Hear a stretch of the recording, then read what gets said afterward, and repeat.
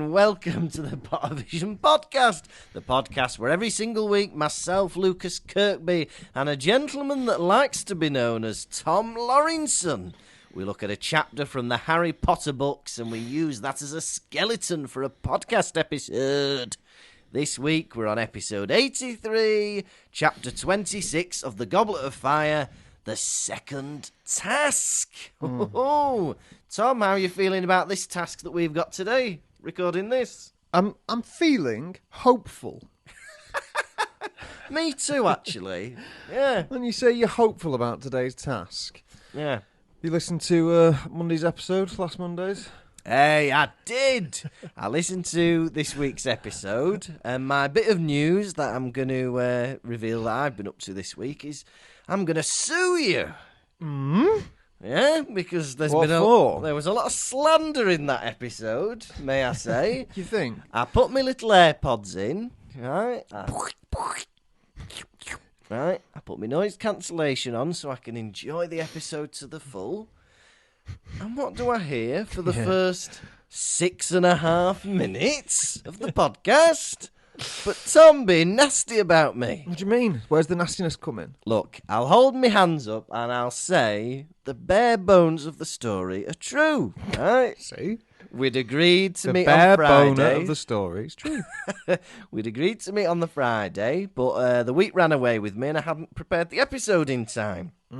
So we met on Sunday instead. Oh. But, the way the story was told.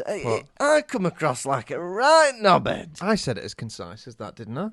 I don't think you did. I think you did about 12 times the length. First time hearing of it, but go on.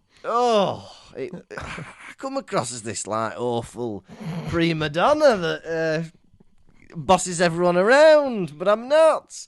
I just sent a little text to Tom saying I'm very sorry, but I've not managed to prep the episode. I don't remember getting the sorry. Oh, hang on, right, I'm going to read it. I don't think sorry was said. Oh, maybe I didn't say I think sorry. you went caveman speak. I think you Did went, I? Me no do podcast today, me quit or me kill you. Something like that. Okay, let me have a look. I said... Oh, we text each other a lot, don't we? Huh? Oh, yeah. Sorry, I put, can we record tomorrow or Sunday, please? What did I say? You said, how come, brother? And I said, not done the prep and need to do a few jobs today. And then you put, yeah. How to spell yeah? Y-E. Yeah. Yeah. And to me... Where's the sorry? Yeah, there wasn't a sorry, to be You fair. see, listeners, what you need to understand is sometimes the apologies will be false. Always keep a log of every conversation you have with another person, because sometimes they will slide in like, oh, I did say sorry. No, I did. I swear on my own life. I swear on my own eyes I said sorry. Yeah. And they didn't. Excuse me, you just accused me of texting like a caveman. And I just said, can we please record tomorrow instead? That is not the matter at hand, brother. That is not the question, is it? The question wasn't, did I accuse you of talking like a caveman? The question was, you were adamant and you swore on your own life. Yeah. You proved yourself wrong, Your Honour. Yeah. You then were the defence and the prosecution. Yeah, that's true. But I didn't like the tone of those 6.5 minutes, can I just say? I did. I think they were funny. And so, no, they were funny. And I'm going to do a Johnny Depp, and I'm going to sue you for defamation. Or defamation. Whatever it's called. How tasteless are you? What? That you would bring up that that court case on this pod. Why? What's wrong with that? It's a very serious matter at hand. I know, you've been horrible about me. Do you know what Amanda Heard is accusing Johnny Depp of? What? Beating her up? And worse. Oh, Listeners, didn't know about that. This is the strangest start to a Pottervision podcast episode ever. Yeah. Oh. Bloody hell. What have you been up to anyway? Calling me lawyers. That was me story. I don't think I've been up to much since I last talked to you. I've been teaching improv at Leeds. I've been working in my school. oh, some kids are a bit upset that I'm going. That was a bit sad. Because I was like, oh, we've only got 2 more weeks with me and then I'm moving. Really? Was it the same who called you a migrant? No, it was a different kid. Okay. Yeah. But it was a bit sad, really, isn't it? But they're sad to see him leave. Yeah. They're going to miss his crazy old ways. Yeah, but Lukas Kirkby's retiring. He's done a full lifetime's worth of work. Yeah. Now he's moving to mainland Europe, one of the biggest countries in Europe. Yeah. And that's where he's going to lay his hat. Yeah, I'm excited for my retirement. I've worked a good 7 years building up my pension. And now at 27, I'm ready to, put down my tools and live a life of leisure. That's lovely. Yeah. Working in Germany, retired. Yeah. Yeah. What have you been up to this week, my friend? Well, I decided, because you're running away and no one's ever going to see you ever again. I was like, I've got to do other things. So I decided to record yesterday a pilot for hopefully a new YouTube series I'm going to do called Stockholm Syndrome. Is this true? Yeah. Oh, this is exciting. And what's this? And what I do is basically I kidnap someone. Yeah. With their consent. Always get someone's consent if you're going to kidnap them, right? Yeah. So I decided to kidnap someone. Yeah. I decided to kidnap Dan Tiernan. Oh, he's good. He'd be a good hostage. He was a good hostage. So I went round, picked him up. I got him to read like a letter, I like this idea. To his family. I blindfolded him. I put him in my car. And then I tried to give him Stockholm Syndrome. I tried to make him... Love you? Yeah. Fall in love with me. Yeah. And what I did, I took him to a drive-through and I got him a donut. Blindfolded. Yeah. And then I had him try and guess where we were. And it was funny because we were in queue for absolutely ages. We were queuing in traffic. And in a line. And he was like, oh... You couldn't believe he was building it up so much in his head where he was. he was like, "Oh, we're at Alton Towers, aren't we?" He thought we were. Was he Stockport Mackies? No, this is after that. Oh right, yeah. This was after that. He was like, "Oh, we're at a zoo, aren't we? We're going into the zoo." I was like, "Oh, warmer." Do you know where I'd taken him? Go on. Car wash. Bloody hell! Did he get to witness the car wash or just listen? Yeah, I let him whip off his blindfold. And I tell you what, when was the last time you went in a car wash? Oh, it's been a while. I love the car wash. The one by my house in Stockport, you scan your phone. Yeah. £3. Oh, love it. And you get the whole experience of being in a car wash. Yeah. Seeing those rollers come closer and closer. You're telling me, brother. Yeah. Quick, wind your window up, Dad. Yeah. So, bloody hell. So I might release that one, might record another. Yeah. But I've learnt from the old experience. Good. What have you learnt? Doing things like that are tiresome and they take energy and effort. That's what I've learnt. Yeah. Not like this podcast. Piece of piss doing this, isn't it? I got to tell you, this podcast, it breaks my back. Yeah, it does, doesn't it? Yeah, you had a lovely straight back before we did this. Now you're hunched over like an old crone. No, it's bent. Yeah, you got a bent back, haven't you? Yeah. Your back's as bent as a copper off Line of Duty.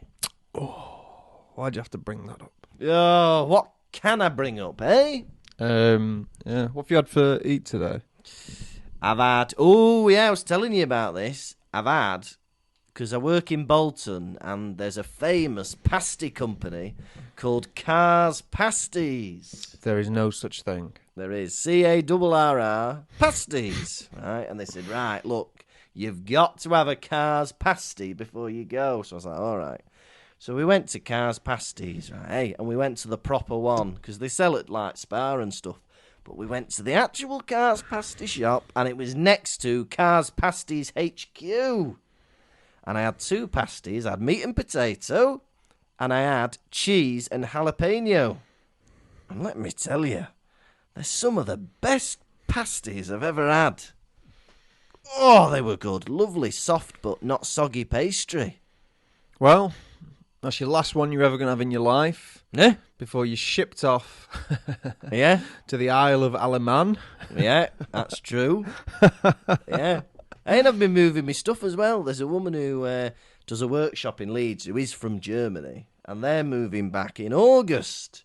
And they've said, hey, we're taking a big old lorry full of stuff. You can put some boxes in our lorry if you want. Fucking convenient. It's good, isn't it? If you don't mind me saying. Yeah, isn't that good? Aren't you pleased for me? That is the thing about Lukas Kirkby. He's a networker. He knows people. He involves himself in many groups of people.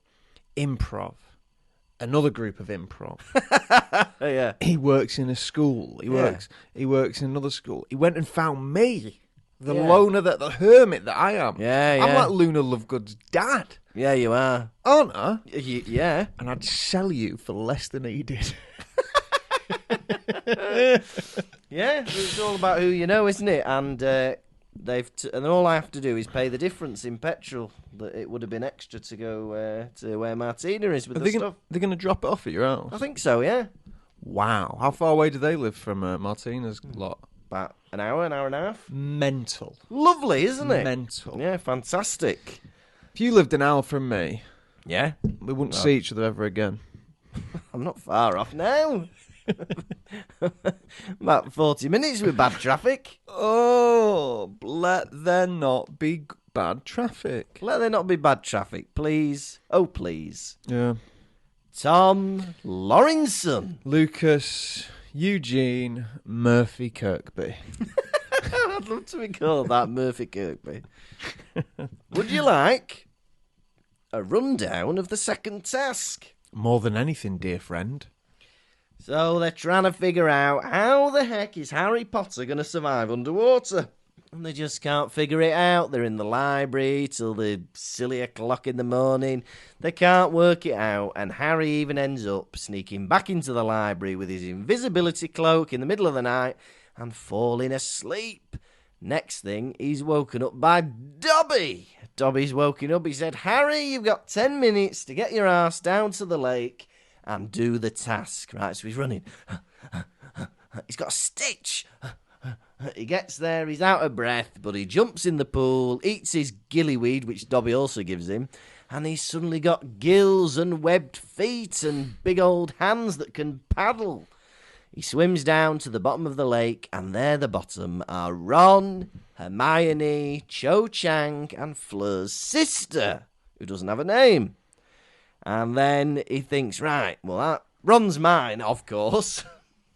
He's my favourite out of these four. But what about the others? Who's going to rescue them? Well, Cedric eventually turns up and rescues Cho. Crumb turns up with a shark head and rescues Hermione. But nobody's rescuing little baby Fleur. So he goes, all right, I'll take you then. There's two sisters called Fleur.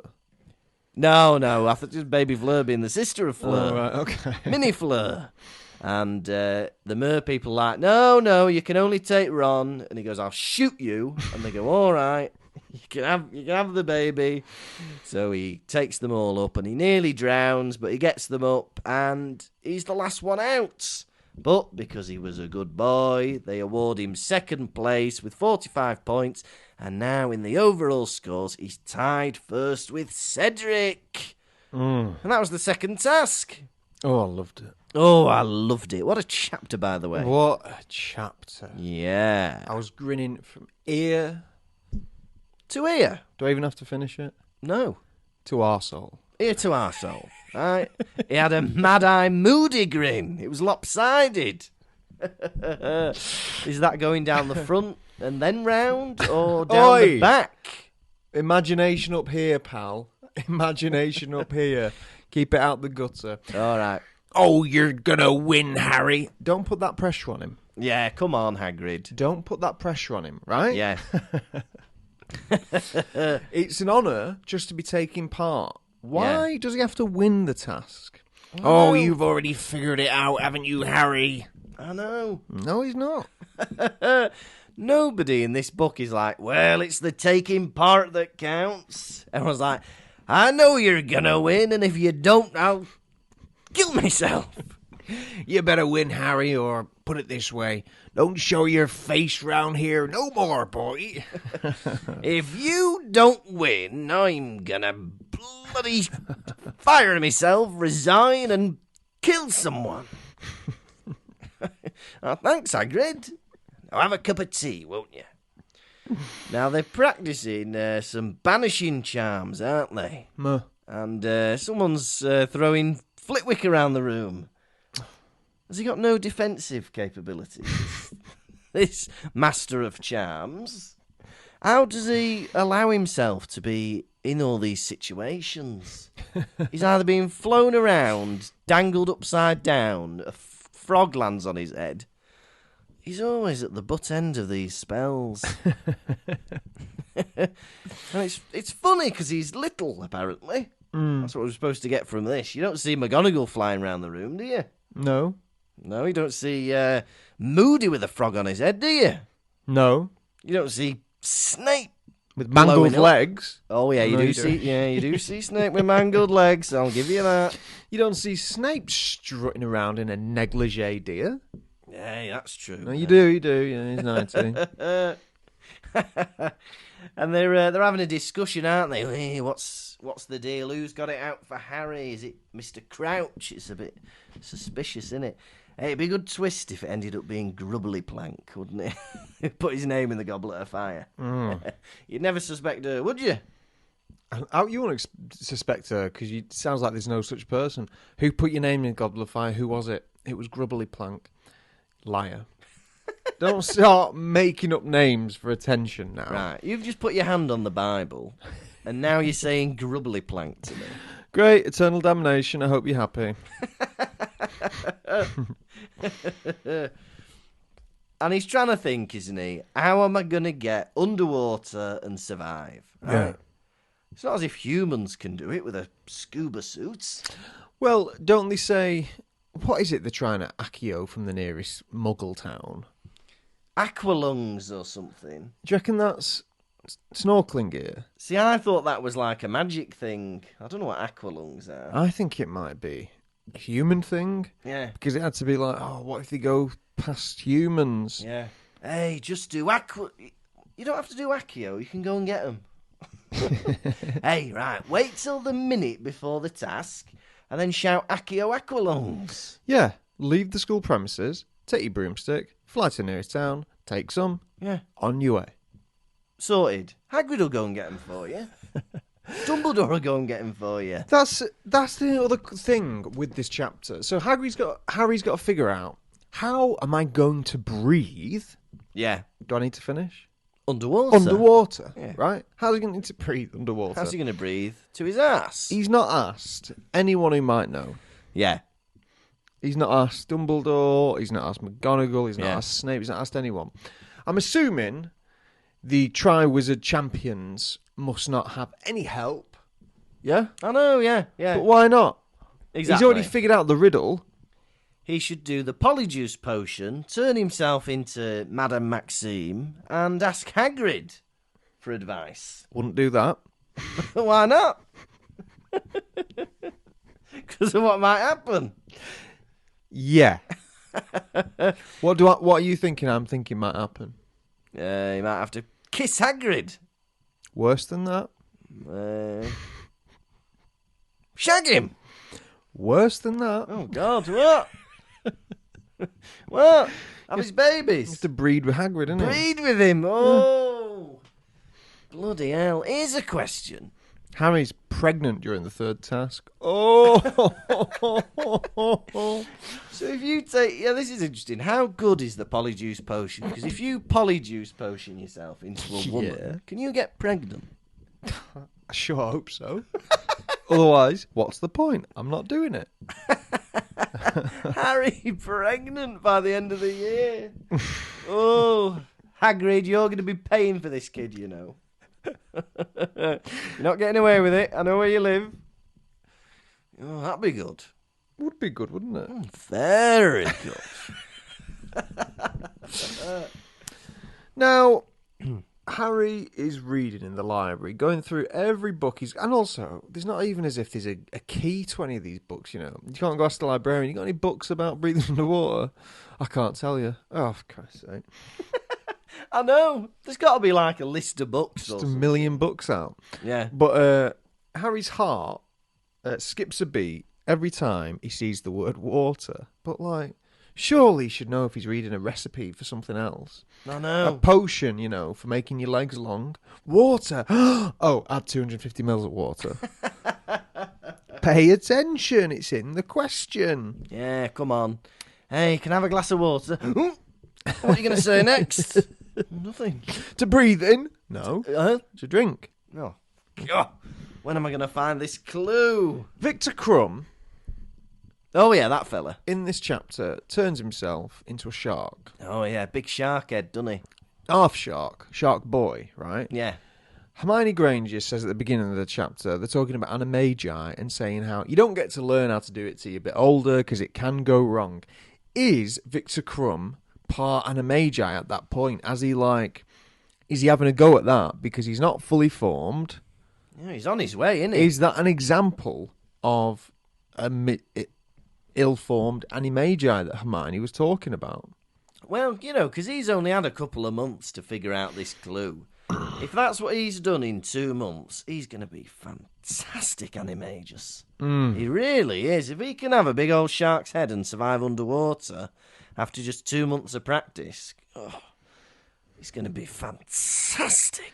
Because in the film, we see him swim past as a shark head. Oh, it's scary, isn't it? But I just assumed he'd had a bit of, I don't know, Yeah. some of Fred and George's shark transformation sweets. yeah, like he's just eating a shark butty or something. And then had a big shark head. Yeah. Because that must exist. Shark butty. Shark butty. Yeah. Well, Cedric's just got a bag on his head, essentially. Is that why he looks like the Quasimodo of sharks? Yeah, I think so. It's supposed to be a bad look, isn't it? He's a shark that is half formed. Hope you don't mind me saying, but you're an ugly shark, aren't you? Of all the sharks I've seen, you've got to be the least sexy. Yeah. Ugly, mate. Ugly. Oh, Dobby pops up. Oh, yeah, because he falls asleep trying to read these books, doesn't he? He wakes up. Dobby is shaking him awake. Yeah. He's screaming down his ear hole. Yeah. Crying bloody murder, insisting that Harry must attend the second task. And he's even going to give Harry the solution to take part in said task. Yeah, fantastic. Thank you, Dobby. He's changed his tune, hasn't he? Harry? Dobby. In what way? 2 years ago, Dobby was trying to keep Harry out of harm's way. Yeah.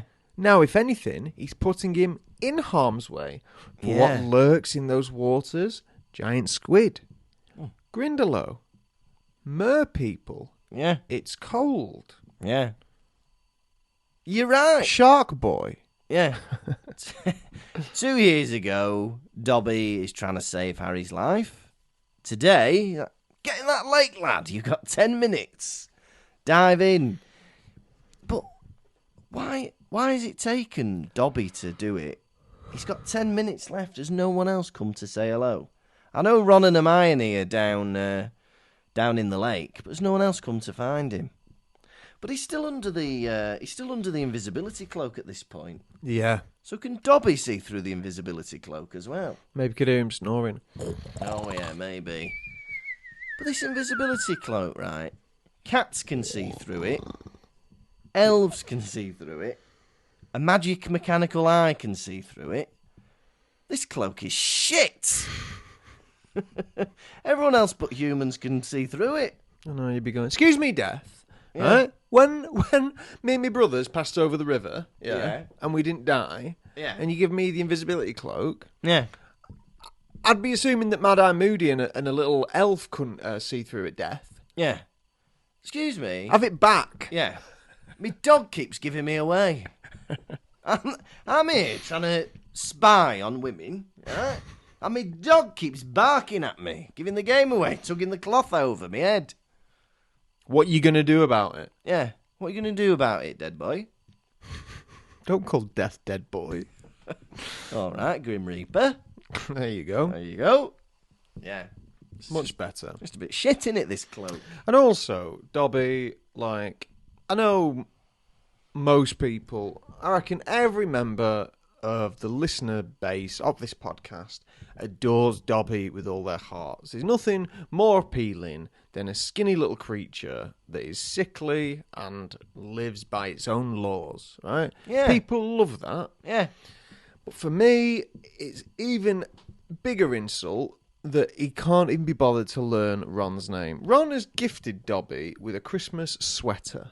Yeah. And he calls him Wheezy. Yeah.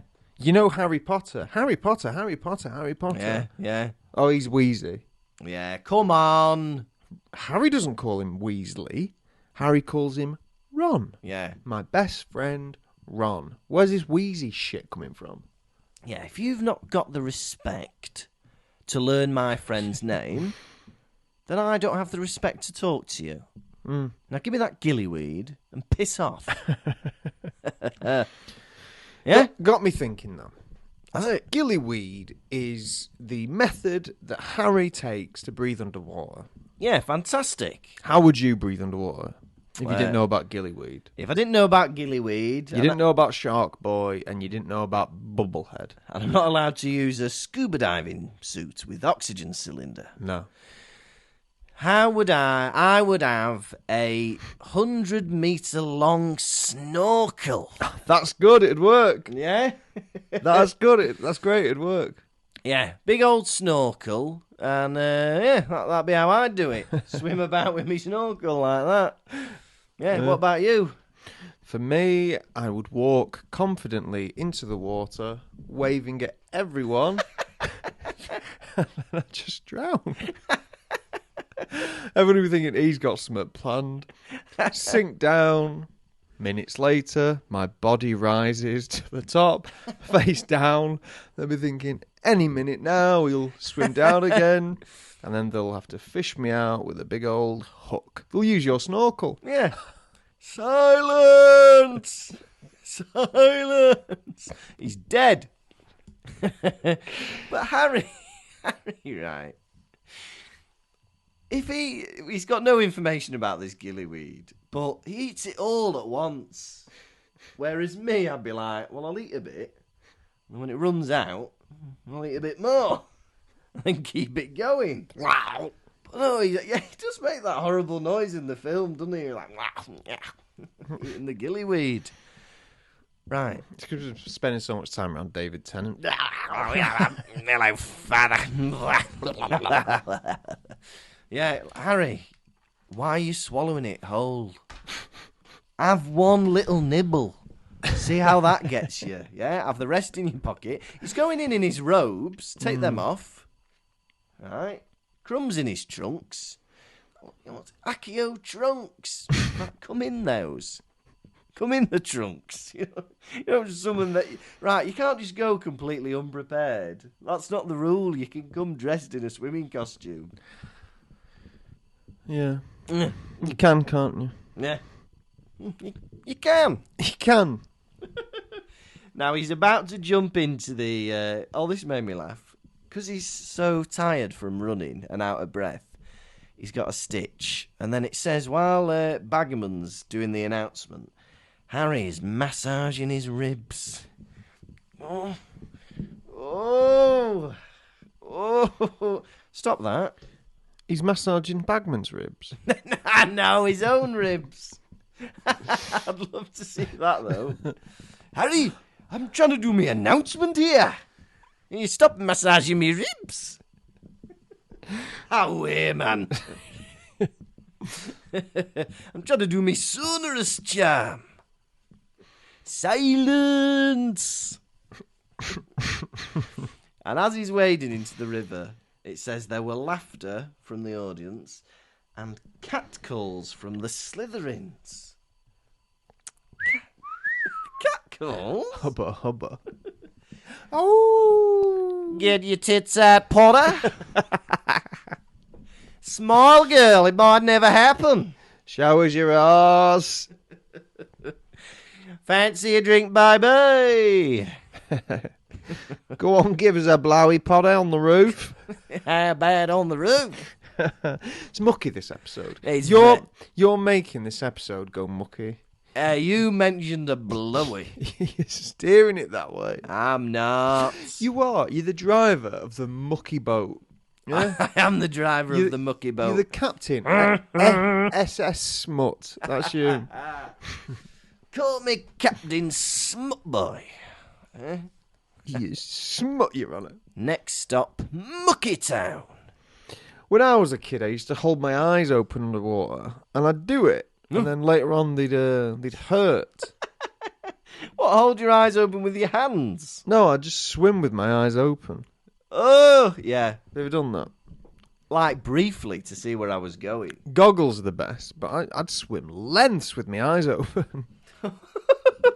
Oh, my God, yeah. The chlorine from the water would, stang. Yeah. But look at me now. Perfect vision. Yeah. I can see you in front of me. Yeah. Have you never, when did you last have your eyes tested? Reception. Bloody hell, in the reception. No, when I was 4 years old. All right. Blooming heck. 10 years ago. All right. Let's see. Let's test your vision, eh? Right. Yeah. So I'm going to open a book. Yeah. He's going to open a book. And can you read that from there? Page 499. Yeah. She looked down the list they had made in the library. I like the look of that one, she said. The impediment jinx should slow down anything that's trying to attack you. Harry, we'll start with that one. Impressed? I'm impressed, right? I started off a metre away from him. As he was reading, I moved further and further away till I was at the door. And he did not miss a beat. I'm really impressed. Fantastic vision. Pottervision, you might say. Oh no, I wouldn't say that. That's really impressed me, that. If I'd ever need you to read a sign from a distance... What do I win? You win my approval and a biscuit of your choice. Okay then. Penguin, would you like? No. Rocky, would you like? No. Blue ribboned, would you like? I want one of them giant bourbons you see sometimes. Oh, yeah, like a novelty bourbon. Yeah, that is what I want. I once had a novelty custard cream that was like the size of your hand. Actually, I want that. But it tasted rubbish. Actually, I want the bourbon then. Yeah. You're not advertising that well at all. All right, if you read a long distance sign for me, I'll get you a novelty big bourbon. Yeah, whatever. Thing is, the most striking thing for me in this chapter, right? So they've taken something of everyone, haven't they? Yeah. Cedric, they've taken his girlfriend. Harry, they've taken his best friend. Yeah. Fleur de la Couleur, they've taken her little sister. Yeah. Crumb, they've taken Hermione. If I was Crumb, I'd be like, I know, I get what you're doing, but I barely know her. I know. I don't know her. I mean, we went on one date, so, I mean, I might not be the right person to try and save her, because I don't care. If she did die, I'm not sure I'd cry. I think I'd find it sad, but I don't know her, so maybe I'm not the boy. They've put the most minimal amount of thought into who they're going to take down the lake. Harry, it's his best friend, Ron. Cedric, it's his girlfriend, Cho. Fleur, it's his sister, Gabrielle. And who's it going to be for Crumb, I wonder? Dumbledore. We're struggling a bit thinking about who we should take off Crumb. Who was stood behind him in the dinner queue? Oh, Hermione, let's get her down. He's not going to be... Get his dad. Yeah. Right, go get his dad from Norway. Drag his dad under the lake. Spell or not. Yeah. I don't care if he's in a deep sleep. Yeah. Drag his dad under the lake and see if Crumb cries then. Yeah. I think he's going to be more bothered about one of his schoolmates being under the water than Hermione. Oh. Yeah. Like, I can't remember what the name was of that other one. Borovich or something. Harry saves Ron. Harry saved one? Ron's face emerges out of the lake. And he says some shit, doesn't he? What does he say? It's cold, or I was a laugh. Or cold something. in there, wasn't it? And then Ron scolds Harry. He says, "Of course Dumbledore's not going to let all those people die. You should have just jumped up as soon as you can." No one told Harry that. Yeah. Yeah, why has Ron been letting on Dumbledore's plan? What's this about? Yeah. Like, so for Harry, he generally does think, because they've said as well, 50% of people who take part in the tournament die. Oh, that must also include the hostages in the lake bit. Yeah. If they ever do the lake bit. So Harry thinks, well, they will die. Yeah. He's like, oh,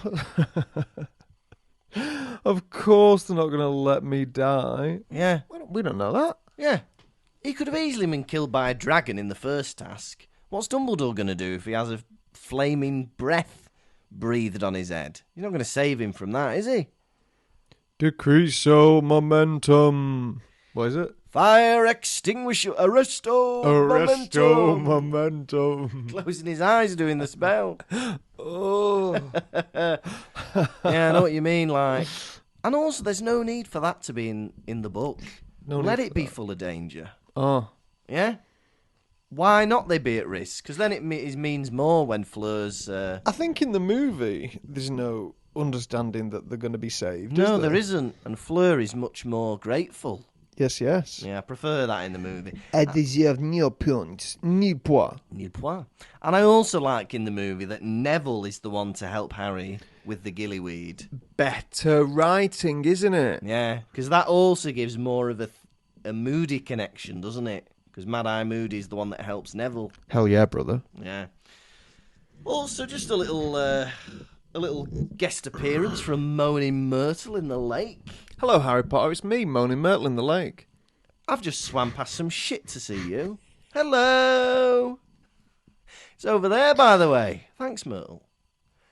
This chapter, Harry has received help from the two people he ridicules the most.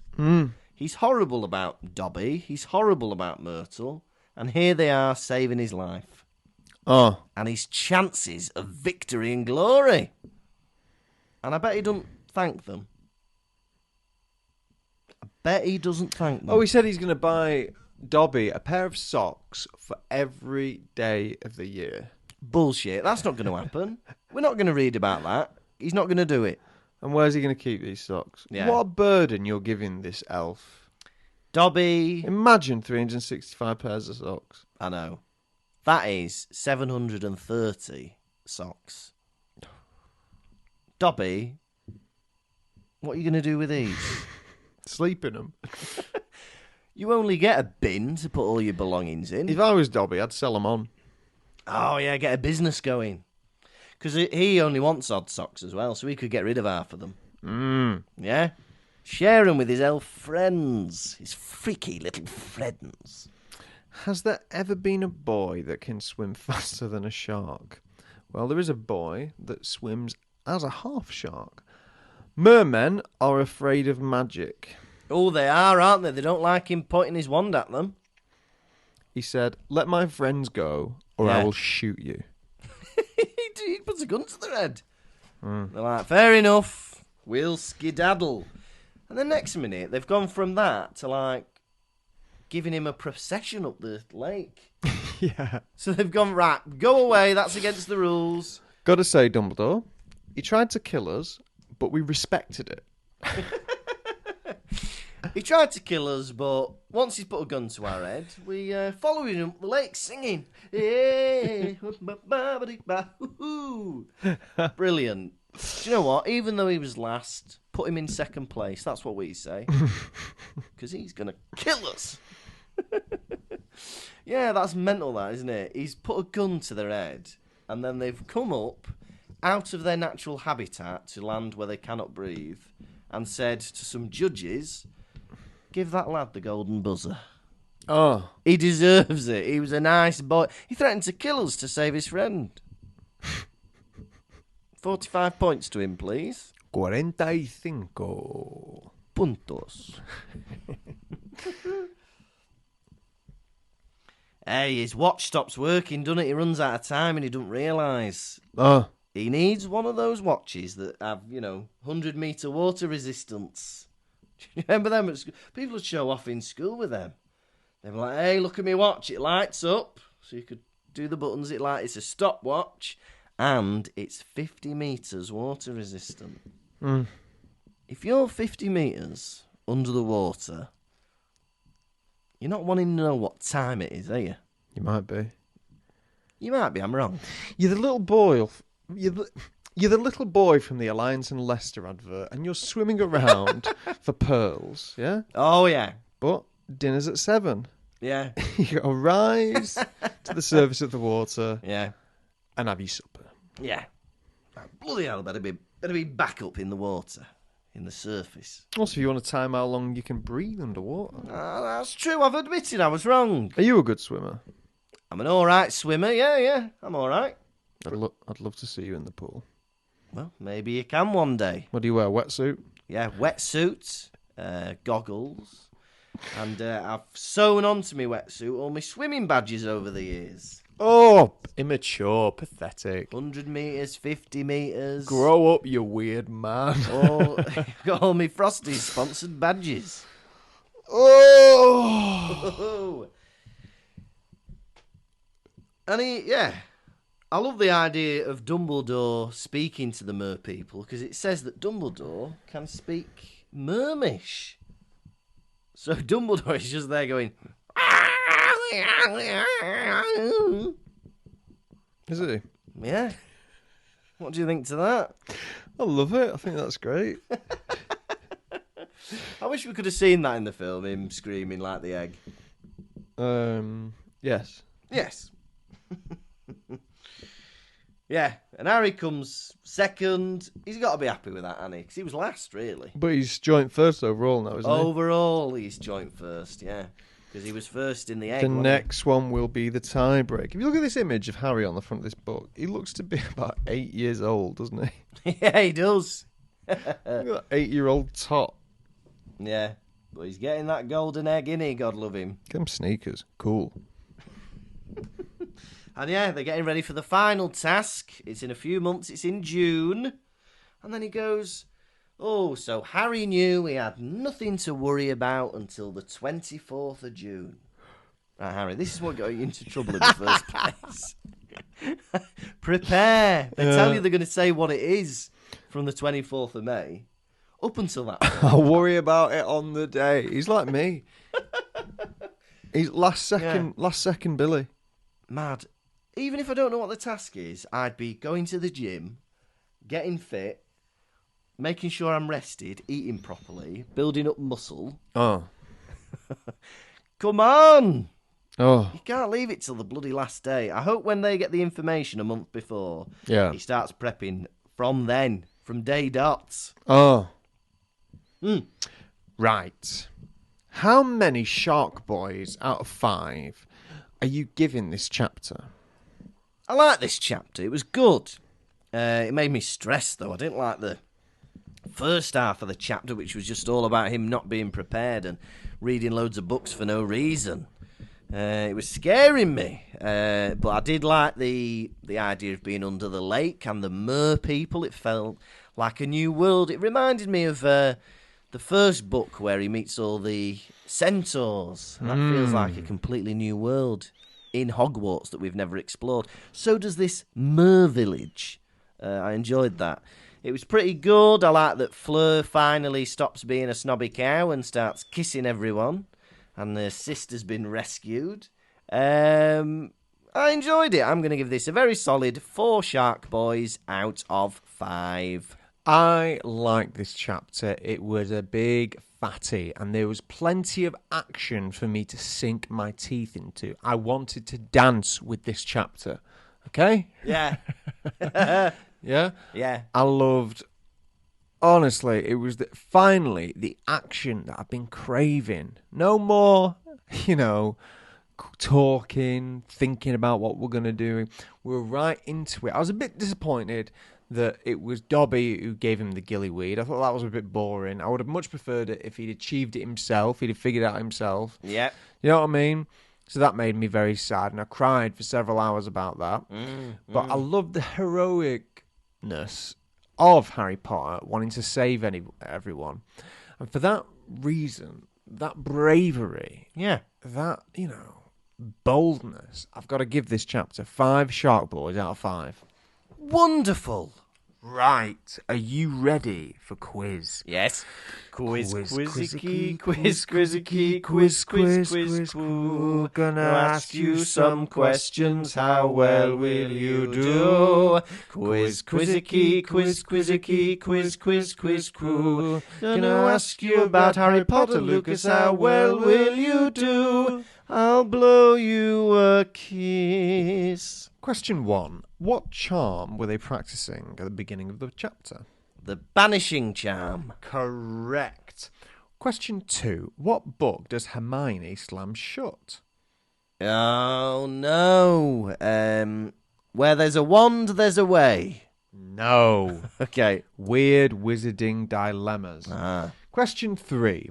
Who distinguished all the lamps? Distinguished. Yeah, extinguished. Extinguished. Yeah. Harry. Madame Pince. Oh. Question 4. How is the gillyweed described? Oh, don't know. Green and gummy. Slimy, greyish, green rat tails. Lovely. Question 5. Yeah. What method does Crumb breathe underwater? Turning his head into a shark. Shark Boy, yes. Unfortunately, you've lost the quiz. Quizzicky, quiz. Gonna ask you some questions, how well will you do? Quizzicky, quiz. Gonna ask you about Harry Potter, Lucas, how well will you do? I'll blow you a kiss. Didn't we sing that lovely? No. Now it is time for the nation's second favourite segment. It's Hedwig's Droppings. We're not alluding to owl poo. We're not alluding to ploppings. We mean the messages you send in when we allude to Hedwig's Droppings. What's in a beak this week, cheap? Well, we've had a lovely 5-star review from Amy Smith. And Amy says, I absolutely love the podcast so much, I could literally listen to Tom and Lucas talk about absolutely anything. It's just a bonus that it's mostly about Harry Potter. 2 very naturally funny and entertaining guys. Currently on episode 68 and looking forward to the rest. Oh, that's lovely. That's lovely. That's more of a review of us, wasn't it? Yeah. We like it, don't we? We accept. Thank you, Amy Smith. We've also had a lovely message on Facebook from James Reclaw, or Reclav, I don't know. We only found out about you boys through pure fluke. We happened to book to come and see your show, having been at the theatre in Birmingham watching something else over the previous Christmas. And you were by far the better show. Where was that, in Birmingham? In Birmingham, yeah. I've never ran out of laughter before, but at the end of your show, I couldn't actually laugh anymore because my face just hurt and I was a little stuck with a smile on my face. That's the nicest thing I've ever heard in my life. That's lovely. Hey, and you like this? I binged the podcast over the last few weeks and I'm now horribly disappointed that I have to wait a week to get the next episode.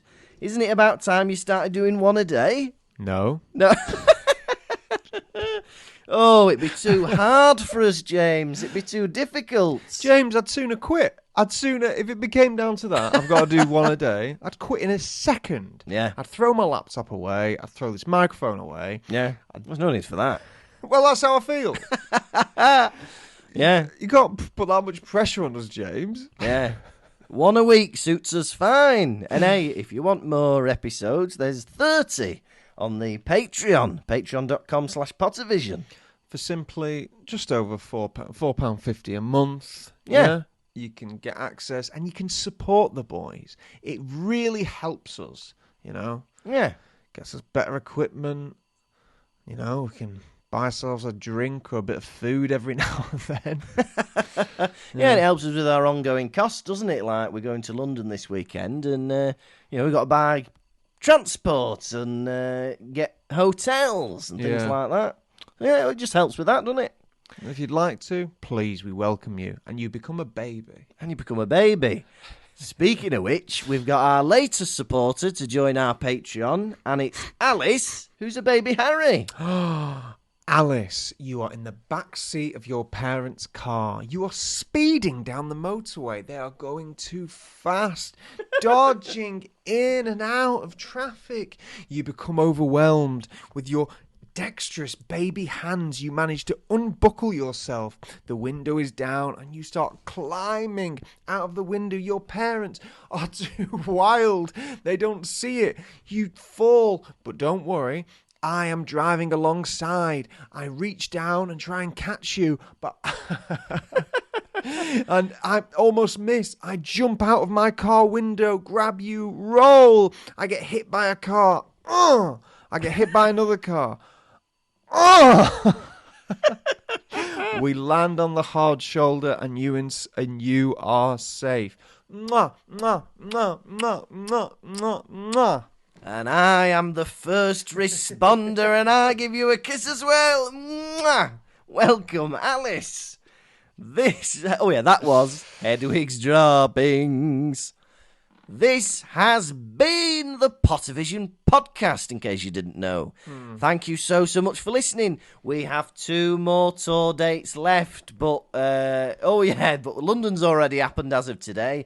But tonight, get yourself down to Brighton. We're going to be at Comedia in Brighton doing our final show of the tour. But fear not, we are back in Edinburgh this year in August from the 4th to the 24th at 1:30 p.m. every day. So come and see us. We'd love to see you back in Edinburgh. And also, Tom and I have got our one-off stand-up show before I go to Germany on the 26th of May in Manchester. All the ticket links are on the website pottervision.com. Support us on Patreon. We've said it before. Patreon.com/Pottervision. That would be fantastic. But otherwise, give us a 5-star review. Why don't you? And hey, why don't you follow us on Facebook, Instagram, Twitter, and we're on TikTok as well. Doing little clips of the pod, aren't we? You have been a shark-headed Tom Lawrinson. And you have been a beautiful gilly Lukas Kirkby. Goodbye.